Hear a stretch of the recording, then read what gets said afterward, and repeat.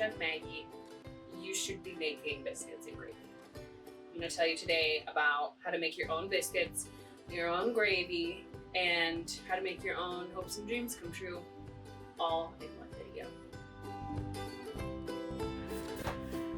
I'm not very good at memorizing recipes. Who needs to? That's why we have books. How about, like, how much do you want to be you in the shot? Do you want, like, full shots of you cooking? That's what I don't personally love that. But here's the thing is that, like, when I did the Zoom cooking class, one of the feedback that I got was like, oh, I wish we could see you more. People say that I'm likable and, like, be in the video and funny and whatever. So, here's something really funny. I use a zillion bowls every time I cook. I actually love all the little different containers you have. All right, so we're weighing out our ingredients. Feels like a lot of salt, but you want to taste the salt. All right, now for the sugar. And you might be saying, why are we putting sugar in biscuits? Because the sugar caramelizes, and that's what helps to give it color. And now for baking powder. So much baking powder. Whoops, that's a little too much. All right, so we got our dries. And our buttermilk, nice and cold. And now we're gonna do the butter. So we're cutting into smaller pieces because we don't need all of it. So we need 4.75 ounces. Also, we're gonna cut it into smaller pieces anyway. And the important thing here is that it's unsalted butter because you wanna be in control of the salt content of your dish. It is important that the butter is very cold, because what happens is science in the oven. So the water content of the butter turns to, if it's cold, it turns to steam in the oven, and then that's what gives you the definition in your layers. So like you'll layer all the butter on top of each other, and then the steam creates pockets and it gives it lift. And that's when you get tender flaky biscuits. And now I'm gonna use the pastry blender to cut the butter into smaller pieces. So I'm gonna rock it back and forth, and I'm gonna move the bowl. We want these to be the size of pecan halves. It's a good mental picture to have. A lot of recipes will say pea size, but that's, I think, too small. You're not gonna get as good definition in your layers. We wanna work quickly because your body is 98 degrees and butter will melt if you hold it in your hand. Fun fact. Okay, so this is what we want. They're not all the same size, but they're average the same size. So I'm just gonna quickly toss it, take any of the bigger pieces, smash it in my fingers. Ooh, there's a big guy.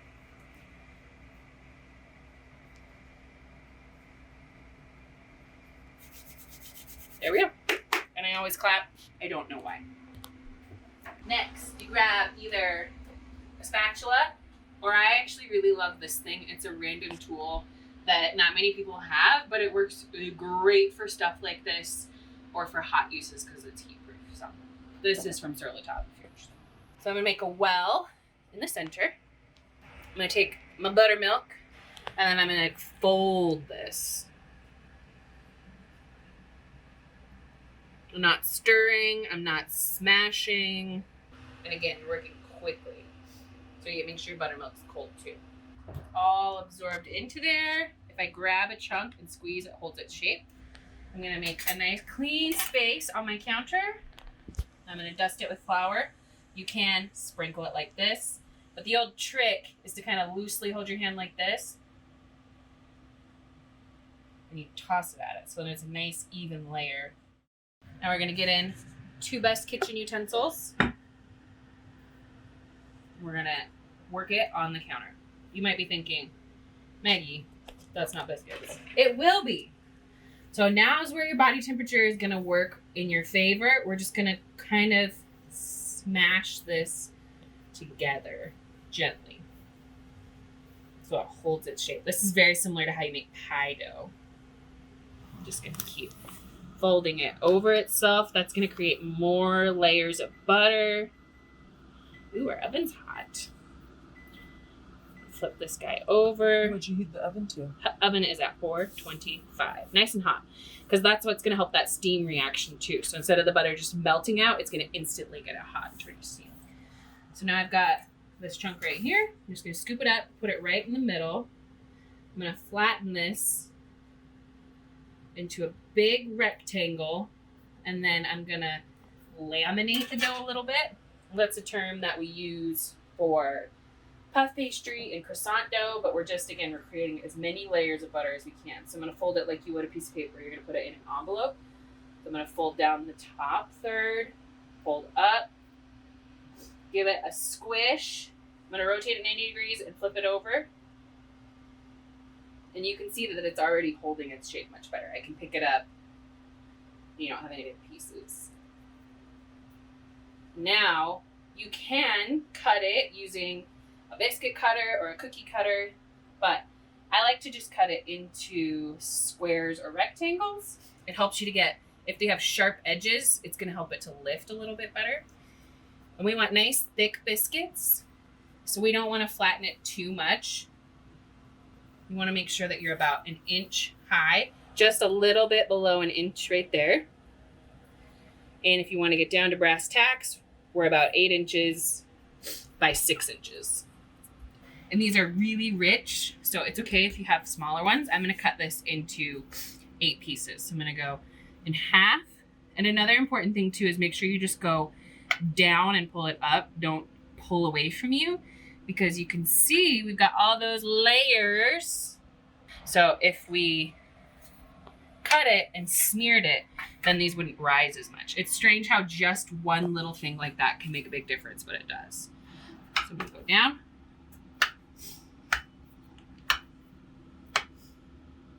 And quick cuts. Be decisive. Just push things on there. Then we're going to go to our baking sheet. Put this on a silicone baking mat. Parchment paper works, or foil. Although I would hesitate to do foil because it's going to brown the bottoms too much. And that's a good indication of when they're done, is when the bottom is browned. And if it's gotten brown too fast, you're going to pull them too soon and they'll be raw on the inside. All right, last thing is we need a little bit of egg wash on top so we get a nice golden color. So what I'm going to do, I've got a little bit of buttermilk left in here. I'm going to crack an egg in here and use some of that buttermilk because it has lots of protein in it. It's going to make it really sharp. And when you come to the fridge and you realize you ate all the eggs, just grab some cream. So why we use eggs or like heavy whipping cream is because it has more fat and protein in it, and that is what's gonna caramelize and cook off in the oven and give it a dark color. So that really, like, heavy cream or half and half or a whole egg is gonna do best. And then you can get a brush, but again, best kitchen utensil. I'm just gonna use my fingers. And now for the flaky sea salt. This is the big flakes of sea salt, and this is gonna give us a nice crunchy salty element on top.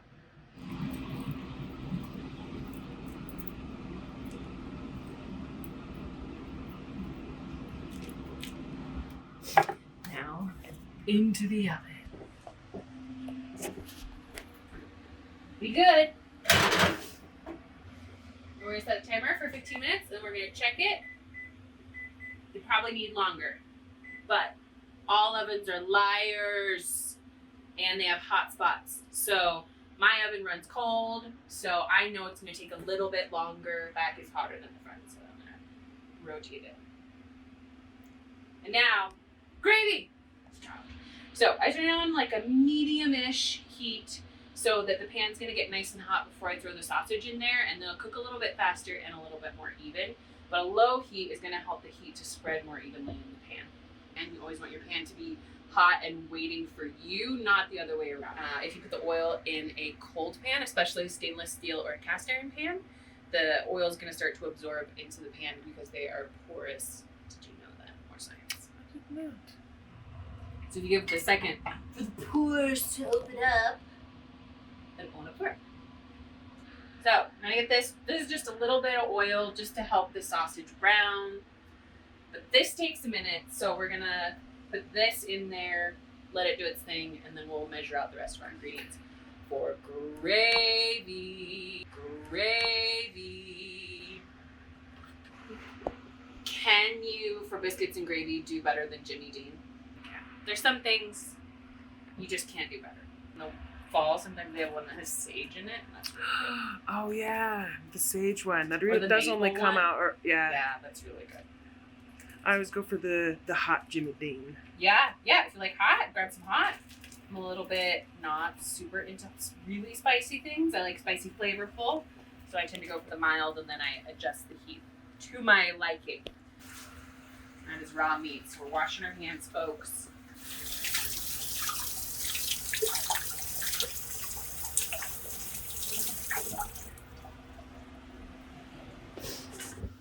One of my favorite cooking utensils, wooden flat-sided spatula. I made something with turmeric the other day, so that's why it's yellow. So we're just gonna break this up. It is already seasoned, but I'm gonna add a little bit more salt and pepper because it won't hurt it. You don't have to worry about it too much because as it cooks, it'll make it easier to break up. So just get it in sort of a flat layer, let it do its thing.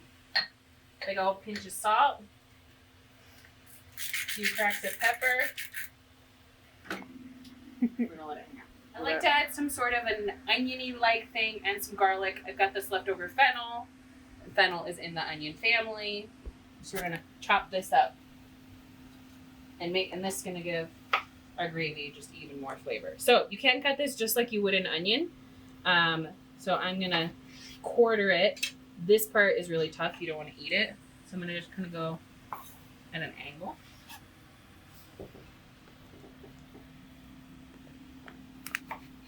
Cut that out. Cut it out. Get it? Cut it out. I'm going to cut this into long strips. And I'll come across. And it'll go right into a place. Set that aside. Give her a taste. Oh, I love fennel. It smells so good. All right, now we need garlic because duh. But I seriously love fennel. Don't judge me. Okay, because I go through so much garlic, I get the big bag from Restaurant Supply or Costco, and I keep it in the freezer of already peeled clove garlics. And they defrost almost instantly. I just put it in the palm of my hand for a second. It starts to get soft. And then you just give it the old chop. And it'll start to defrost pretty much instantly. It does lose a teeny bit of flavor, but it's much easier than peeling garlic all day long. And yes, I have a garlic peeler, that is great, but when you go through as much garlic as I do, you don't want to do it. And it's important to keep the garlic separate because it takes less time to cook and you don't want it to burn. Okay. All right, let's check the sausage. So we're starting to get some color on the bottom, so I'm going to break it up a little bit more. But you want to give it time to have contact with the pan so you can get some of that color like that. And if you move it around too much, that's never going to happen. Ooh, it smells good.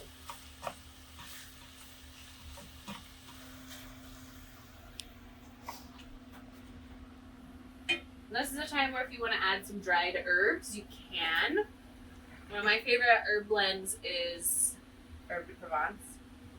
That has thyme and fennel seeds, which we're already putting fennel in there. Rosemary.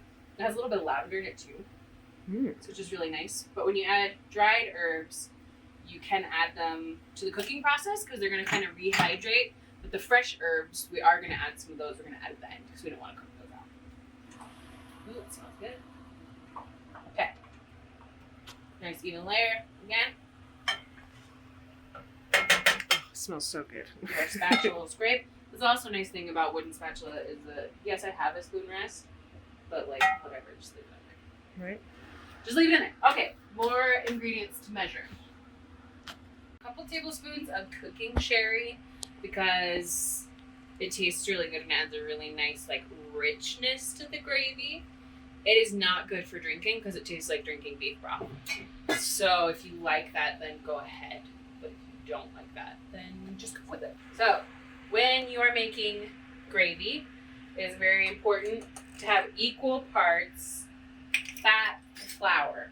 Now the gravy, cooking the sausage is going to give that gravy some of the fat we need, but it's definitely not going to give it enough. So we're going to use, we've got our flour that I just measured out 3 tablespoons, and we're going to measure out 3 tablespoons of butter to go with it because butter is awesome and we need the fat to make sure that we get the thickening property of the flour. That's what you need the flour for, is it's going to thicken your gravy. It's about 3 tablespoons. We're eyeballing it because I am trustworthy. Also a professional. Okay, get everything ready. We're going to use the sherry to deglaze the pan to pick up all those brown bits of sausage on the bottom of it. And then most of our cooking liquid is going to be chicken stock. I love chicken stock because it's delicious and amazing. I make it all from home because I always have scraps. And we're going to add a little bit of milk for creaminess, and that's also traditional in biscuits and gravy to use milk. You could just do stock if you wanted to, but I like to do a little bit of milk, as the kids say. So this is 2 cups, a 2-cup container. So we're going to use all of this, and then we're going to measure about another cup into this container. You can use an actual measuring cup, but like I said, I'm a professional. So it's almost done. We are going to let this simmer a little bit so the sausage doesn't have to be completely cooked before we take it out of the pan. But we do want to develop some crispy bits on the sausage. So now that our pan is nice and hot, I am going to turn the heat up just a little bit to like a medium high so we can get some of that nice, good, crunchy bits on the sausage. But I'm going to turn it back down later on. There we go. Get some brown. Otherwise, sausage is upsetting. Alright. Ooh, we got some height. We're gonna rotate it. So you can see the sides where I cut it, it actually got higher than like this side where I didn't cut it. So you could trim them all and then they'll get really tall, but I don't like to waste. So rotate it. We're gonna go about 5 more minutes so we can get more of this golden color all across the top.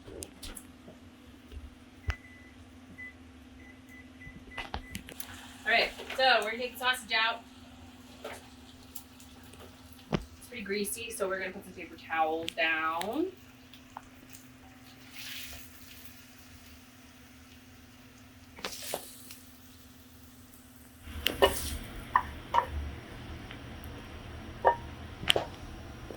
And alright, turn the heat back down a little bit. Add butter.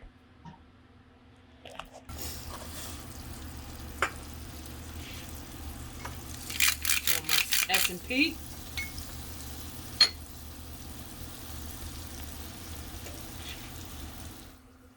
Add the fennel, so we can start cooking that.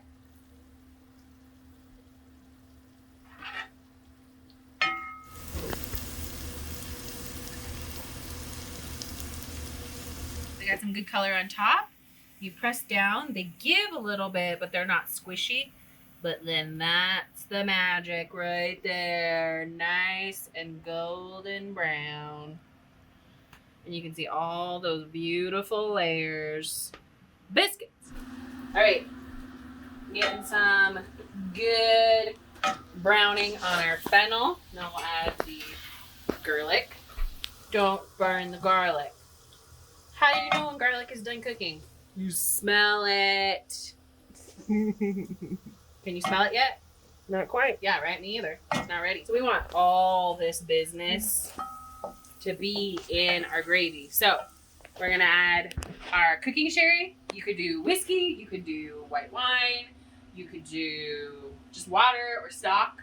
But this is important because it's going to cook off, it's going to steam off all these parts. So it's going to make our sauce even more flavorful. So I'm going to slowly add it. It smells so good. And I'm going to scrape up, kind of splash it up on the sides there. Oh man, sherry, it's so weird. I love it. So you can see we're going to kind of, this will come off. when we add the liquid, but we want to help it. Scrape it. Get it in there. And we're just adding a couple tablespoons because we want it to absorb pretty quickly. So you can see that happened almost immediately. Add a little bit more salt because we can. Now for the flour, we're just going to kind of shake it across and then start stirring immediately. So it's going to absorb all that liquid right away. That's totally fine. It's going to melt back into a little bit, but that's what's going to make our gravy nice and thick. But you don't want to start adding more liquid until the flour kind of cooks out, because otherwise you'll get a real not great flour taste in your gravy. All right, it's like mostly absorbed. Now we start adding the liquid. This is how you avoid lumpy gravy. Add a little bit of liquid at a time.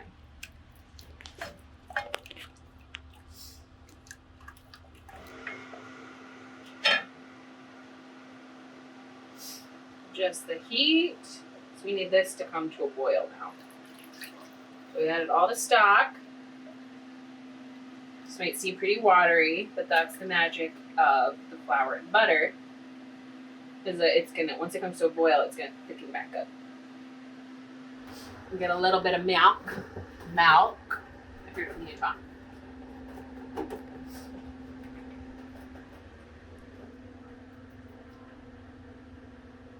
We probably don't need much.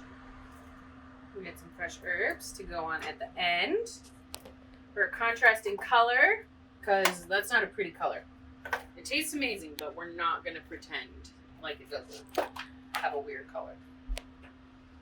So we're going to do oregano, and then because we've got a little bit of licorice flavor already from the fennel, we're going to add some tarragon. Done. Oh, here we go. We're gonna add a little bit of a bowl, which is good because that's what's going to activate the thickening properties in the flour. Don't skip don't rush it either. Give it time to kind of cook out. And I'm pushing on the bottom of the pot so it makes sure it's picking up all the parts from the bottom. Back in. Whoops. Oops.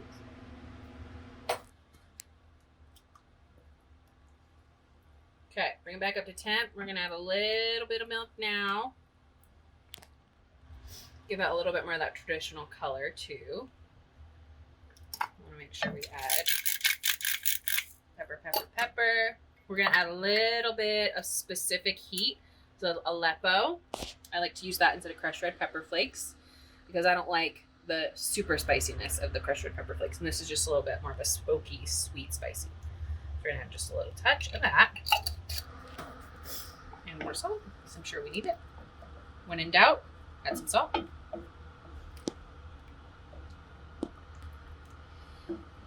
And now for the crucial taste test. Make sure you get a little bit of everything in your bite.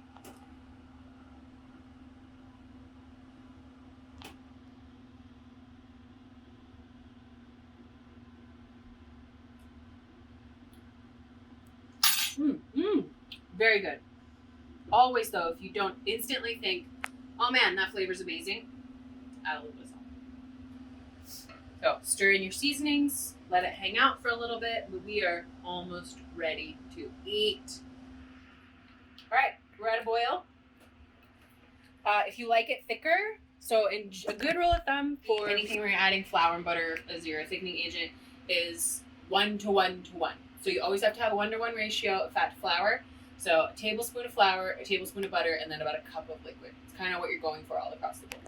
So this is 3 flour, 3 butter, 3 cups of liquid, stock, whatever. If you like it thicker, add less liquid or add an extra tablespoon of flour and butter each. But make sure you're always going equal parts for the flour. I like this texture. Especially if you're making a large quantity that's going to hang out in your fridge. As it cools, it will thicken more. That's how you know. Thick enough. Pass your finger through it. Oh my gosh, it's so good. Okay. I like that one just because it's got those. Yeah.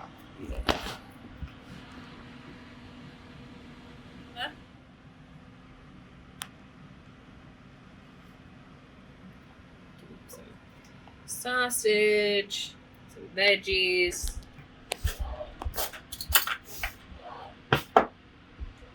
Of course, you want some liquid. Just spoon that right on top.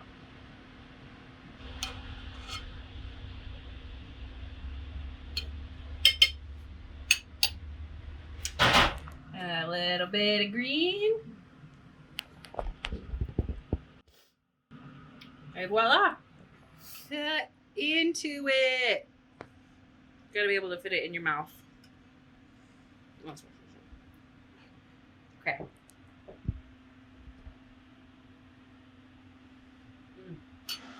Oh, it's everything you want from Biscuits and Gravy. A perfect biscuit, rich, savory gravy, and then that little bit of herb at the end just kind of helps to cut through everything. It's fresh. It's delicious. You should be making Biscuits and Gravy.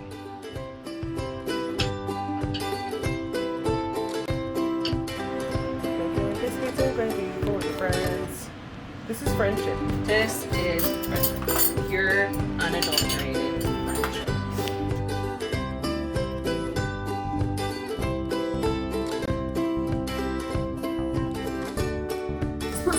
It really smells amazing. Upsettingly delicious.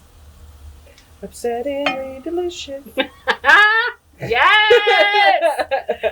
That's the jingle!